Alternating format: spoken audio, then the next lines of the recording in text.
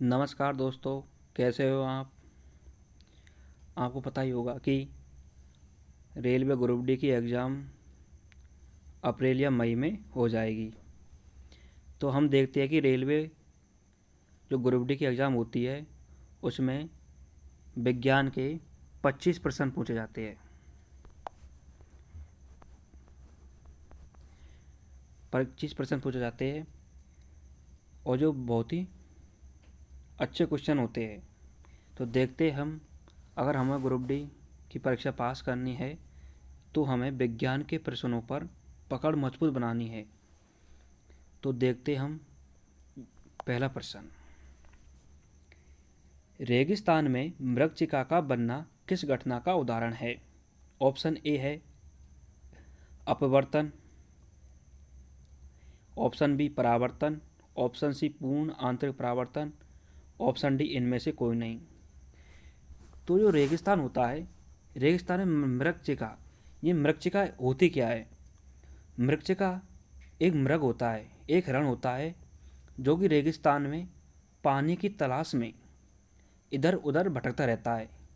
लेकिन जब वह दूर दूर तक देखता है तो उसे दूर स्थित पानी का आभास होता है। तो उसे हम क्या कहते हैं, मृगचिका। तो जो दूर स्थित पानी का आभास होता है वो किसके कारण होता है, कौन सी घटना है जिसके कारण मृगचिका बनती है। तो वो होती है पूर्ण आंतरिक परावर्तन। पूर्ण आंतरिक परावर्तन के कारण ही रेगिस्तान में मृगचिका का बनती है। दूसरा क्वेश्चन है, कारों की हेडलाइट या सर्च लाइट में कौन से दर्पण का प्रयोग किया जाता है। ऑप्शन ए है अवतल दर्पण, ऑप्शन बी है उत्तल दर्पण, ऑप्शन सी है समतल दर्पण और ऑप्शन डी है ए और बी दोनों। तो हम देखते हैं कि जो कारों की हेडलाइट होती है, मतलब कारों के सामने जो लाइट होती है उसमें कौन से दर्पण का प्रयोग किया जाता है, वो होता है अवतल दर्पण। मतलब इसमें होता क्या है, अवतल दर्पण में किसी भी वस्तु का क्या करता है, मतलब एक नियत बिंदु पर केंद्रित करता है अपने फोकस को।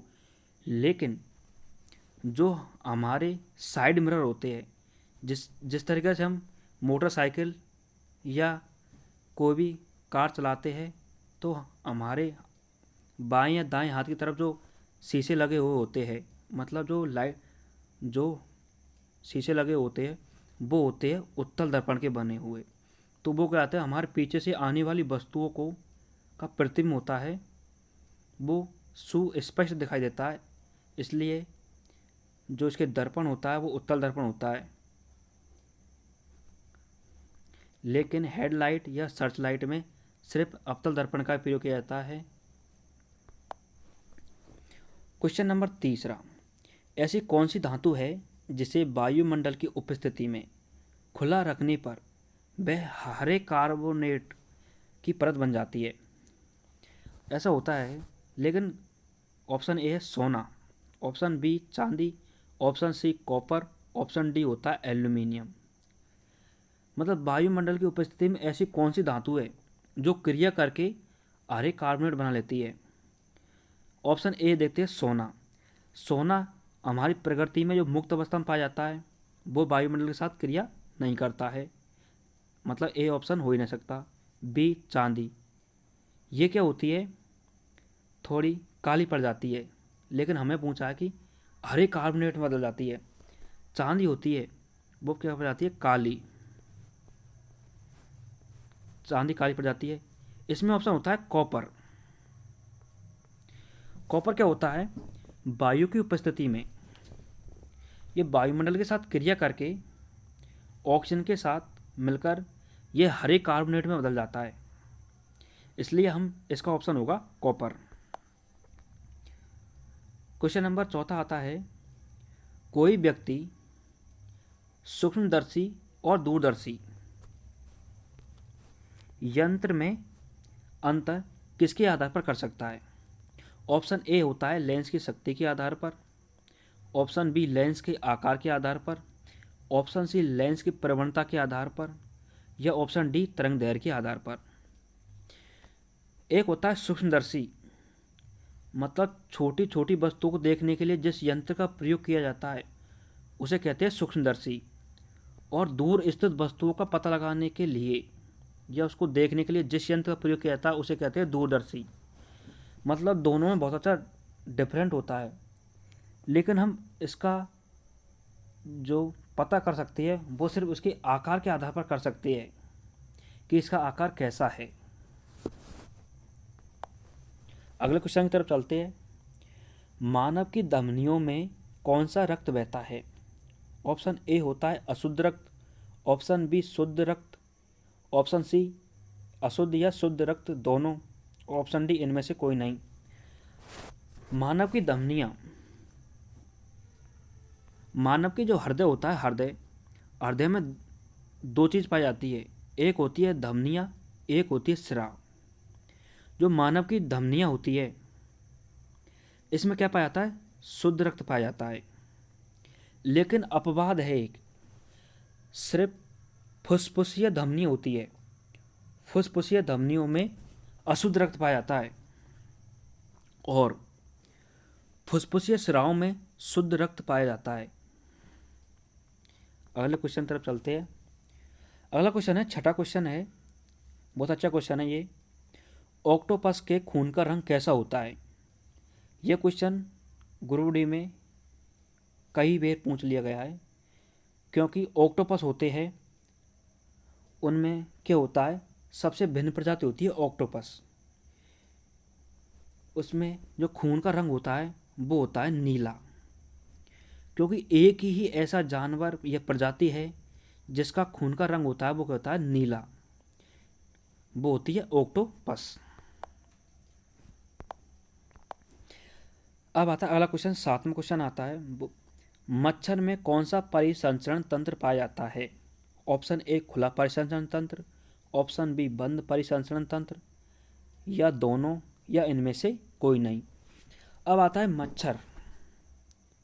मच्छर क्या आता है? कीटों की श्रेणी में आता है, कीटों की श्रेणी में आता है। और कीटों में होता है वो होता है खुला परिसरण तंत्र, कीटों में खुला परिसरण तंत्र पाया जाता है। इसका ऑप्शन हो जाएगा खुला परिसरण तंत्र। मच्छर का हृदय कितने कोष्ठीय होता है? ऑप्शन ए है 1 कोष्ठीय, ऑप्शन बी 2 कोष्ठीय, ऑप्शन सी 3 कोष्ठीय, ऑप्शन डी 4 कोष्ठीय। अब होता है मच्छर। मैं एक चीज़ बता दूं आपको, जो सरीसृप और उभयचर होते हैं इनका हृदय होता है वो 3 कोष्ठीय होता है, लेकिन मगरमच्छ वो इसका अपवाद है। मगरमच्छ में 4 कोष्ठीय हृदय होता है। इसी प्रकार से मछली में 2 प्रकार का कोष्ठीय होता है, 2 कोष्ठीय होता है, इसलिए उसको कहते हैं 2 कोष्ठीय हृदय होता है मछलियों में। और सरीसृप और उभयचर में होता है 3 कोष्ठीय, लेकिन मगरमच्छ एकमात्र ऐसा अपवाद जानवर है जिसके हृदय होता है वो 4 कोष्ठीय होता है। अगला क्वेश्चन देखते हैं, 9वां क्वेश्चन। H5N1 वायरस की किस रोग के कारण होता है? बहुत अच्छा क्वेश्चन है जो कई बार पूछ लिया गया है परीक्षाओं में। हम देखते हैं कि H5N1 वायरस होता है, ऑप्शन ए होता है swine flu, option B chikungunya, option C bird flu, और ऑप्शन डी होता है मलेरिया।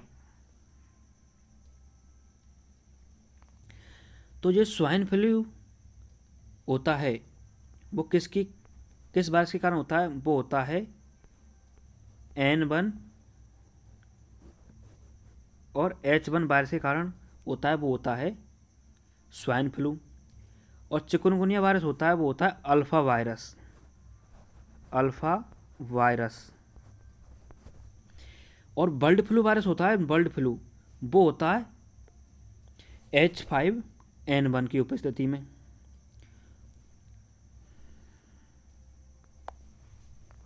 अब आता है 10वां क्वेश्चन और इस सेशन का अंतिम क्वेश्चन।